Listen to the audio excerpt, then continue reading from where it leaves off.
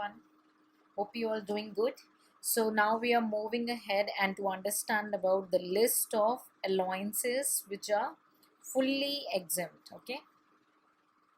अभी हम क्या देखेंगे? अलाउंसेस जो कि पूरी तरीके से एग्जेम्प्ट होते हैं. ठीक है. सो कौन कौन से अलाउंसेस हैं और उनकी थोड़ी सी ब्रीफ कंडीशंस हैं जिनकी उनको डिस्कस कर लेंगे. ठीक है. ये भी एक लिस्ट है जो कि आपके न्यूमेरिकल में हेल्पफुल होगी. ठीक है. पहला ट्रैवलिंग अलाउंस. Travelling allowance. ठीक है. ट्रैवलिंग अलाउंस कब एग्जेम्प्ट होगा? जब ये एक एम्प्लॉयर प्रोवाइड करता है. ठीक है. कौन प्रोवाइड करेगा? एम्प्लॉयर प्रोवाइड करेगा. और अलाउंसेस का बेनिफिट कौन ले रहा है? एम्प्लॉय ले रहा है. ठीक है. किसके लिए लेगा? ऑफिस टूर के लिए या ट्रांसफर एक्सपेंस के लिए. ऑफिस से रिलेटेड होगा टूर और ट्रांसफर एक्सपेंस, तो उसे इसका बेनिफिट मिलेगा. अभी कॉस्ट ऑफ जो ट्रेवल है वो क्या क्या इंक्लूड करेगा? जो कॉस्ट ऑफ ट्रेवल है उसका एम्प्लॉय को, वो क्या क्या इंक्लूड करेगा जिसका इसे एग्जेम्पशन मिलेगा. ठीक है. देखिए, पैकिंग एंड ट्रांसपोर्टेशन होगा.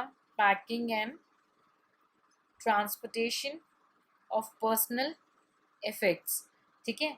और कॉस्ट ऑफ ट्रेवल में क्या क्या इंक्लूड होगा? पेमेंट होंगे जो ट्रांसफर से रिलेटेड होंगे. ठीक है. So it's a brief about this. Travelling allowances का मेनली मिलेगा. कौन देगा? एम्प्लॉयर देगा. और बेनिफिट कौन उठाएगा? एम्प्लॉय उठाएगा. बस. सेकेंड पॉइंट क्या है? Daily allowance. ठीक है. डेली अलाउंस का ये भी एम्प्लॉयर देगा. कौन उठाएगा बेनिफिट? एम्प्लॉय उठाएगा. किस लिए? अपने डेली चार्जेस को इनकर करता है ना, वो टूर पे इधर से उधर डेली के जो चार्जेस होंगे उसके लिए वो डेली अलाउंसेस का जो से मिलेगा उसको फुल्ली एग्जेम्प्ट किया जाएगा. ठीक है. उसके बाद कन्वेंस अलाउंसेस. ठीक है. ये भी कौन यूज करता है? एम्प्लॉय यूज करेगा. किसके लिए यूज होगा? ऑफिशियल ड्यूटी जब वो परफॉर्म करता है और कन्वेंस पे जो भी खर्चा होगा वो. ठीक. तो सपोज करो ये सब क्या है. अभी किसी स्टूडेंट के मन में डाउट हो रहा होगा ये हो क्या रहा है, क्या चीज़ का एग्जेम्पशन है. ये वो चीज़ है जो एम्प्लॉयर अपने एम्प्लॉय को देता है. ठीक. अलाउंसेस यानी बेनिफिट्स. ठीक. उसका पेमेंट मॉनेटरी फॉर्म में या एक बुक एडजस्टमेंट के फॉर्म में एम्प्लॉयर एम्प्लॉय को देता है. ठीक है. तो कुछ कंडीशंस हैं. जैसे कन्वेंस अलाउंसेस का एग्जेम्पशन तभी मिलेगा कि जब वो एज अ कन्वेंस किसके लिए यूज करेगा? केवल ऑफिशियल ड्यूटी परफॉर्म करने के लिए यूज करेगा. तो सपोज करो किसी ने ऑफिस की ड्यूटी परफॉर्म की और कोई कन्वेंस मिला. ठीक. कन्वेंस उसको मिला, वो यूज किया. अब उसने तो फिलहाल तो अपने पॉकेट से पेमेंट कर दी. फिर फ्यूचर में चल के क्या होता है? कंपनी पेमेंट करती है. ठीक है. कहीं कहीं पे company on hand to hand भी पेमेंट करती है. तो कंपनी जब वो पेमेंट करती है तो उसके हाथ में क्या होता है? पैसे रिसीव हो जाते हैं. तो उसको जो पैसे हाथ में रिसीव होते हैं उस काम की वजह से उसको बोलते हैं कन्वेंस अलाउंसेस. अब भाई पैसे मिल गए उसके हाथ में तो क्या वो इनकम हो गई? क्या उस पर टैक्स लगेगा? नहीं. उसको एग्जेम्पशन मिल जाएगा. ठीक है. एज पर सेक्शन 10 सबसेक्शन 14 ये उन अलाउंसेस में फॉल करता है जो कि फुल एग्जेम्प्ट होते हैं. आई होप आपको क्लियर होगा. चलिए अभी और लिस्ट देखते हैं. फोर्थ आपका हेल्पर है. ठीक है. हेल्पर कौन है? जो ऑफिशियल ड्यूटी परफॉर्म करने में आपकी मदद करेंगे. ठीक है. तो वो जो आपने किसी के हेल्पर रखा जो ऑफिशियल ड्यूटी परफॉर्म करने में आपको मदद कर रहे हैं, कंपनी आपको पैसे दे रही है और आपके हाथ में वो जो पैसे आ रहे हैं वो क्या हो जाते हैं? फिर हेल्पर अलाउंसेस हो जाते हैं और वो एग्जेम्प्ट हो जाएंगे. ठीक है. नेक्स्ट पॉइंट है एकेडमिक अलाउंसेस. ठीक है. सो वो अलाउंसेस हैं जो एम्प्लॉय अपने एकेडमिक पर्पस के लिए यूज़ कर रहे हैं. सपोज उसने कुछ एकेडमिक पर्पस के लिए यूज़ किया, कंपनी ने उसके हाथ में पैसे दिए. अब जो उसको पैसे मिले क्या वो टैक्सेबल हो जाएंगे? क्या उसे उस पर टैक्स पे करना पड़ेगा? नहीं. क्यों? क्योंकि वो फुल्ली एग्जेम्प्ट क्लॉज में फॉल करता है. फुल्ली एग्जेम्प्ट अलाउंसेस मान लिया जाता है. ठीक है. The last point is uniform allowance. ठीक है. तो ये कौन से करते हैं?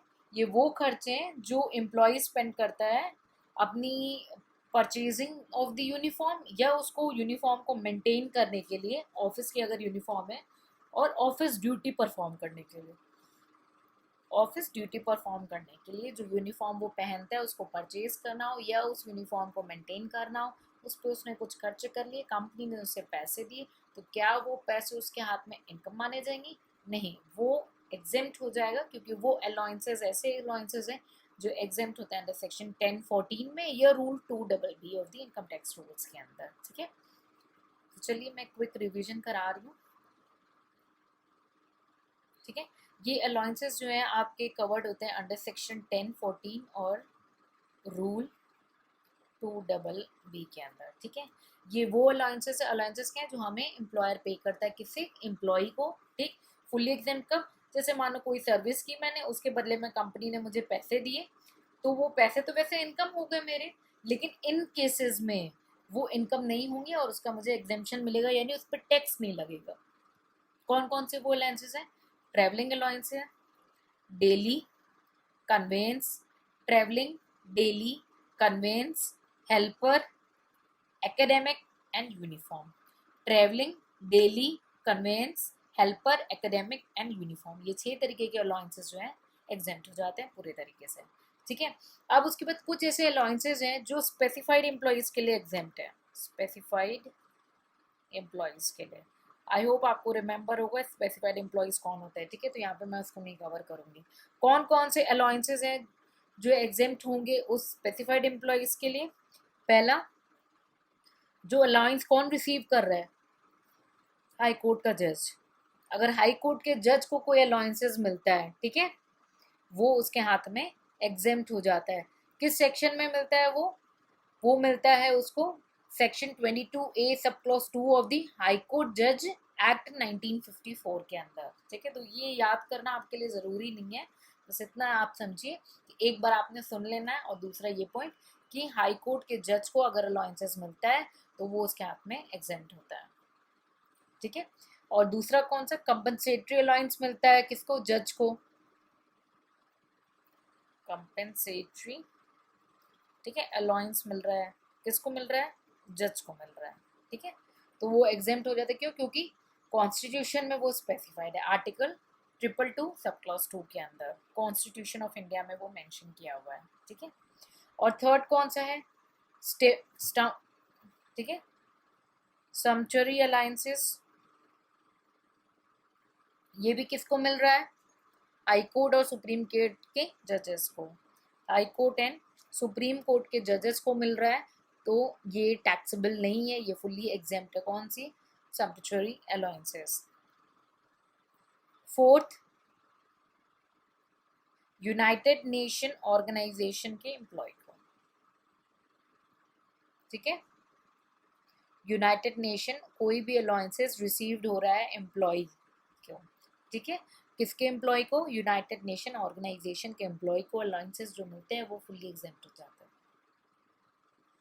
6, लास्ट कौन सा है, जो अलाउंसेस या परक्विजिट जो है हमारी सरकार देती है। ठीक है, ध्यान से देखेंगे, ये इंपॉर्टेंट पॉइंट है, इसमें स्टूडेंट फर्स्ट है।